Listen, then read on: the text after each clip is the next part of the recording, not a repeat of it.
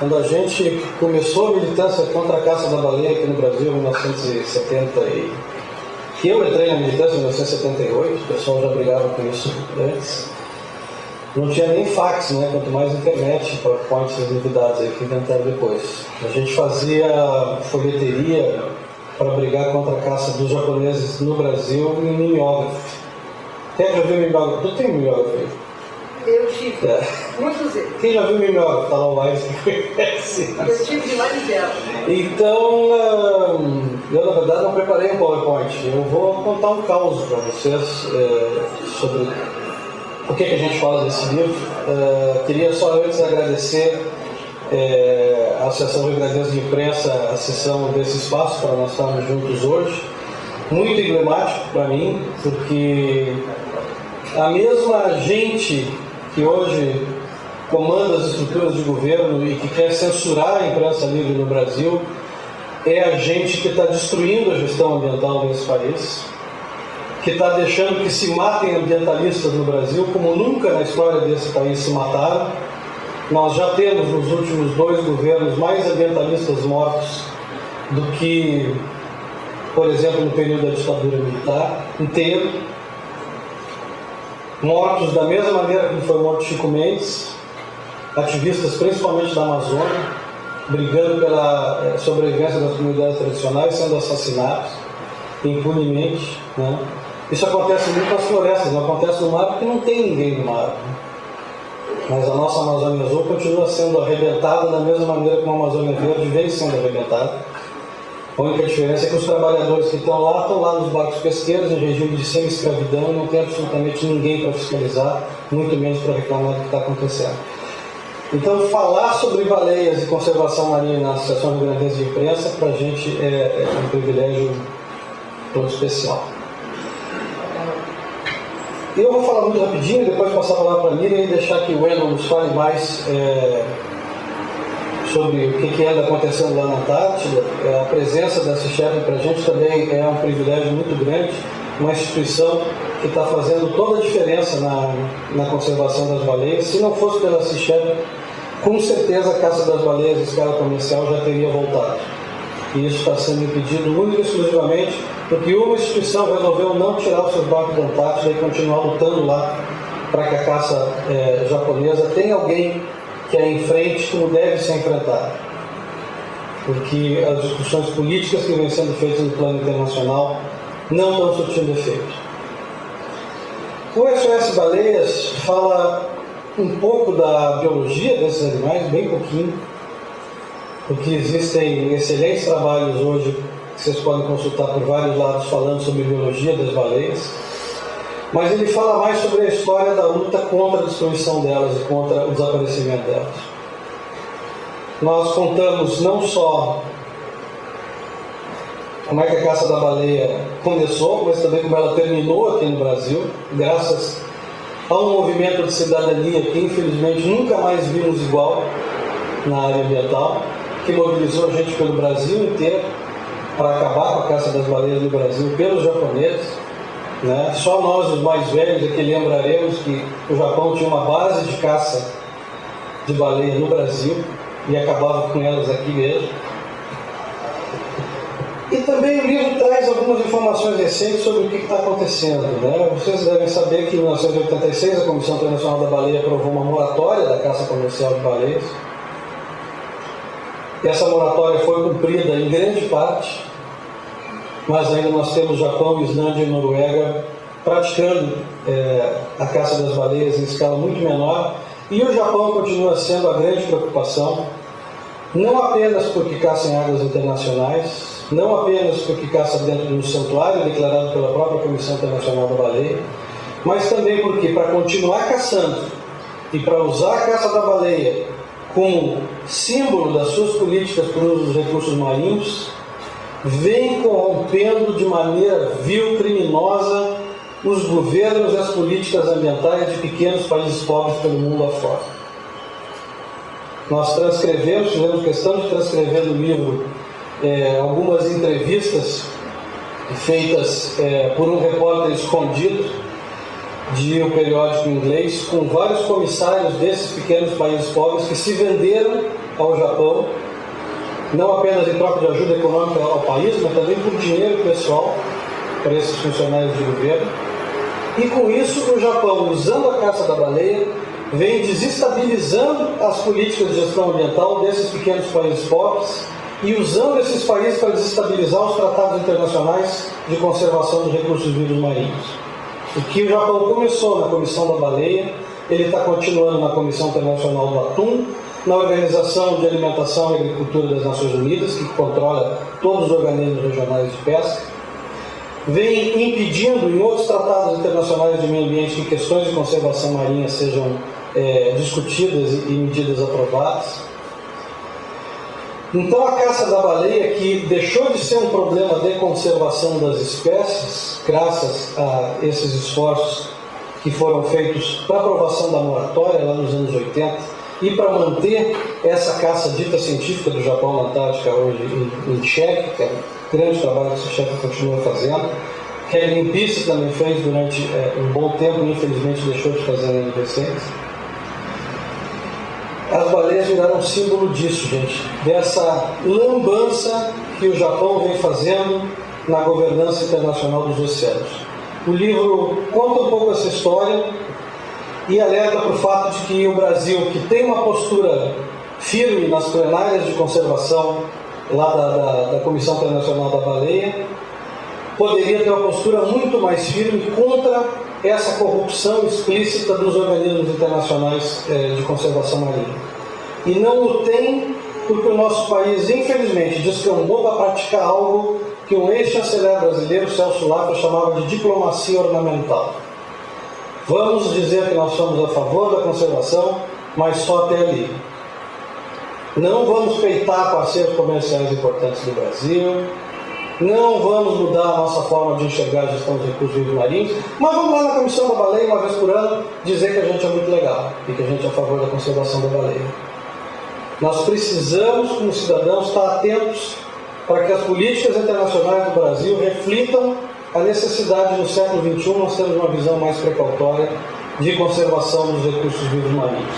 E isso um pouco é o tema que nos fez trazer o SOS Baleias à Luz, aí, em parceria com a Armazém Digital, a nossa editora, com quem nós temos planos aí de fazer várias outras coisas.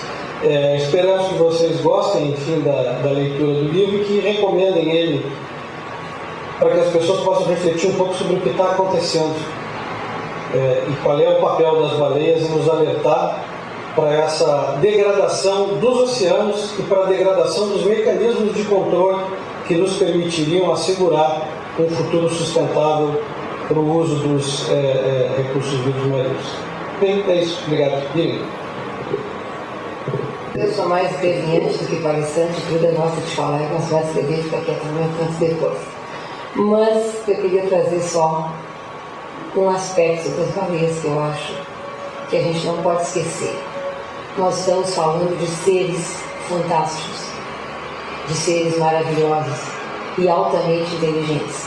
A gente se choca porque chinês come cachorro, mas a gente não se choca de ver baleia transformada em adubo, em ração para cachorro. O córtex cerebral das baleias é altamente desenvolvido e eu sempre fico me perguntando por quê. Porque o nosso conceito de inteligência é um córtex se desenvolvendo ao longo da evolução dos mamíferos através do uso das mãos, da ferramenta, do desenho na caverna, da construção de uma civilização. Isso foi evoluindo, o nosso córtex cerebral se desenvolvendo e somos seres inteligentes. O nosso conceito de inteligência é esse. Agora, para que a baleia, que o golfinho, tem aquele córtex cerebral desenvolvido? Por que eles têm inteligência? O que eles fazem com isso? Eles não têm ferramenta, não construíram civilização, não escrevem. Como é que eles chegaram lá? Por quê? E nós provavelmente nunca vamos saber, nós vamos acabar com eles antes de descobrir. Eles têm cantos altamente sofisticados. O que será que eles passam nesses cantos? A cada ano eles acrescentam uma parte nos versos que eles cantam. Será que eles não estão contando a sua história? Será que eles não têm uma civilização construída que o nosso conceito de inteligência não alcança? Então nós teríamos que descobrir o porquê. E talvez o dia que a gente tenha um programa de computador capaz de interpretar isso tudo, com a velocidade que eles necessitam, a gente descubra que a gente podia perguntar alguma coisa para eles, mas eles não podem mais responder, porque eles não existem mais. Então, eu gostaria de chamar a atenção que nós estamos tratando de seres inteligentes, não são seres que nós possamos matar impunemente. Talvez, como dizia o senhor Spock, sejam os seres mais interessantes da Terra para discutir qualquer assunto internacional ou interestelar. Eles e não nós, as melhores cabeças. E a gente nunca vai saber disso se a gente destruir isso. Era isso só. Bom, o filé da nossa conversa hoje é com o Wendel, que vai nos falar um pouco mais sobre o trabalho da Sea Shepherd, uma entidade a qual eu tenho muito orgulho de pertencer e de acompanhar já há vários anos. E se vocês quiserem ajudar imediatamente na conservação das baleias, ajudar imediatamente a fazer alguma coisa para que o Japão não tenha vida fácil em continuar matando baleia no Santuário Antártico, por favor, apoie a Sea Shepherd. Wendel, a palavra é tua. Obrigado, pessoal. Fica até difícil conseguir chamar a atenção de vocês tendo duas feras do lado, né? É até algo que eu me lembro quando estudante que eu ouvia falar sobre o Trude, hoje eu estou do lado dele aqui, né? E da Miriam para tempo passa. Acho que para a gente iniciar com esse bordão que a gente utiliza, né? O tempo passa. E o tempo está passando. Hoje nós estamos sentados aqui e o tempo está passando. O tempo está passando para nós, de repente, escutando coisas interessantes sobre as baleias ou sabendo da importância. Da mesma forma, o tempo também desses animais que ela citou, que ela recém-referenciou, também está terminando. E não são só baleias, são golfinhos. E é interessante ver como o Truda coloca a questão baleeira como quase que uma questão de honra para os japoneses para manter o mercado, o domínio mundial sobre os oceanos, sobre a vida dos oceanos, né? Essas questões de pesca, essas questões do atum e de outras questões. Só para vocês terem uma ideia, 90% da indústria pesqueira brasileira está na mão de asiáticos. A gente agora há pouco assinou um acordo com os japoneses para arrendar 17 embarcações atuneiras de grande porte industrial para pescar atum em Natal, no Nordeste. A base seria lá, porém se sabe que o foco não é o atum e sim tubarões. Então quando a gente fala em baleia, a gente está na verdade falando de um ícone da conservação da vida marinha. Todo abaixo, tudo que tem aqui abaixo vem junto, né? Para vocês entenderem por que o Truda falou aqui sobre esse Shepherd, e para não me alongar muito em discursos, até porque eu não sou muito bom com isso, não tenho a mesma finesse do colega, né? Para vocês conhecerem um pouco a Sea Shepherd, tá? A Sea Shepherd não é uma organização de super-heróis. A Sea Shepherd nem tem a pretensão de ser o salvador da pátria de nada. Nós somos apenas mais uma organização. E nós gostaríamos que tivessem outras organizações como a Sea Shepherd fazendo coisas. A Sea Shepherd é o que é hoje justamente por isso, por fazer coisas. A gente sai da teoria e vai para a ação. Infelizmente aqui no Brasil, para a gente ir para a ação é muito mais complicado. Primeiro por questão de recursos. A gente tem muito menos recursos do que a Sea Shepherd internacional. E segundo que a população brasileira não olha para esse tipo de coisa. Ela olha a manchete dessa semana e na semana que vem virou a página. É o nascimento do panda na China. Agora fizeram um carnaval porque nasceu um filhote de orangotango dentro de um zoológico e acharam isso o máximo, em vez de estar noticiando o nascimento de orangotango na natureza. Enfim. E a diferença é essa, Sea Shepherd faz. A gente caminha, às vezes, mais lentamente do que gostaríamos, mas se faz. As coisas estão acontecendo. E, claro, o carro-chefe da Sea Shepherd, que hoje difundiu a Sea Shepherd no mundo, foram as campanhas da Antártida, através de um programa de televisão, de um reality show. Então, o que é a Sea Shepherd? A Sea Shepherd é uma ONG que surgiu em 1977, quando o capitão, o comandante da organização, ele foi expulso do Greenpeace, que ele em 71 tinha ajudado a fundar. Por questões políticas, ele foi expulso em 76, 77 ele funda a Sea Shepherd, com o intuito de ser uma organização mais ativista. Reconheço que no início dos anos da Sea Shepherd chegava a beirar o ecoterrorismo, como falavam. Acho que muito desse rótulo que foi criado foi em função das ações da Sea Shepherd. Mas enfim, se criou uma ONG que é menos burocrática, mais ativista e tinha como característica ação direta. Não tem fins lucrativos, busca representar a sociedade organizada e possui escritório em diversos países do mundo. Tá? Hoje são mais as bandeirinhas que aparecem ali. No Brasil a gente está aqui desde 99. Tá? Então aqui a gente tem alguma autonomia de campanha, tem autonomia financeira e age de acordo com nossas leis e tudo que o Brasil for signatário. Muita gente conhece hoje a Sea Shepherd por conta desse logotipo, tá? dessa caveira que é um pouco mais agressiva, sendo que o logotipo mesmo da organização é aquele da baleia, o primeiro que a gente colocou. Esse seria como um logotipo de guerra, que, segundo me consta, ele foi desenvolvido, na verdade, no aproveitamento de uma ideia de japoneses. Né? A primeira vez que esse Shepherd tenta ir ou vai à Antártida, os japoneses divulgam que navios piratas estavam atrapalhando a caça científica de baleias na Antártida. Né? E por uma estratégia realmente de marketing e para aparecer na mídia, se adotou então a bandeira pirata. Ela não era bem assim ainda, era mais ou menos estilizada. Então, cada vez que os japoneses falavam em pirataria na Antártida, as pessoas associavam a Sea Shepherd. E aí ficou esse logotipo. Mas esse seria um logotipo utilizado, vamos dizer assim, quando a organização vai à batalha. Tá? Não é um logotipo da organização, o principal. Mas é o que todo mundo compra. Boa parte do conhecimento da Sea Shepherd vem não diretamente das baleias, mas quando começou no Canadá em função da campanha com as focas, tá? Que também animais marinhos, enfim, sendo que essa mortandade é autorizada pelo governo canadense. Tá? Se tem o Canadá como um país civilizado, um país de primeiro mundo, mas se autoriza por ano 300, 100 mil focas a serem mortas. Tá? Então, isso aqui são só algumas campanhas para vocês terem uma ideia. São fotos das campanhas lá no Canadá. Na campanha, as campanhas para evitar a morte de focas, né? Essa aí é uma das equipes da Sea Shepherd que vai para lá. Isso significa o ativismo. Né? Como é feito?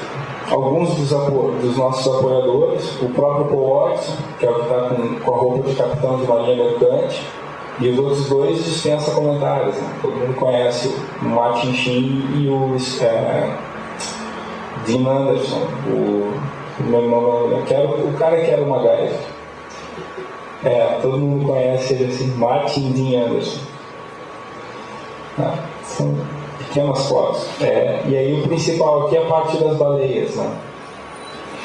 A Sea Shepherd foi ganhar notoriedade realmente na defesa das baleias a partir da campanha de perseguição ao Sierra. O Sierra, para quem não conhece, era um baleeiro pirata e se diz que é o maior baleeiro de toda a história, que mais matou baleias. E ele não tinha bandeira de país nenhum. Ele ia pulando de um lugar para o outro, né? Um navio espanhol que ia pulando de um lugar para o outro, caçando em qualquer lugar, sem simplesmente ter registro da embarcação. Então, era literalmente um navio pirata. E em 79, o povo resolve perseguir o Sierra com um navio que tinha sido comprado como sucata, o primeiro navio da Sea Shepherd. E ele encontra o Sierra na costa portuguesa, perto de Açores, e abalrou o navio. O que vocês estão vendo ali é o resultado de um choque entre o navio da Sea Shepherd e o Sierra. Então aqui começa a Sea Shepherd a ser chamada de ecoterrorista. Tá? Então a Borro Sierra abriu um rasgo no casco da embarcação. Essa embarcação foi para o porto para ser reparada e foi afundada no porto pela Sea Shepherd. Isso eu não contei para vocês. Até hoje as autoridades portuguesas ainda mantêm restrições contra o capitão Paul Watts. Ele chegou a ser preso em Portugal por conta desse incidente. Aqui alguns outros navios que foram abordados ou foram afundados pela Sea Shepherd. Tem vários.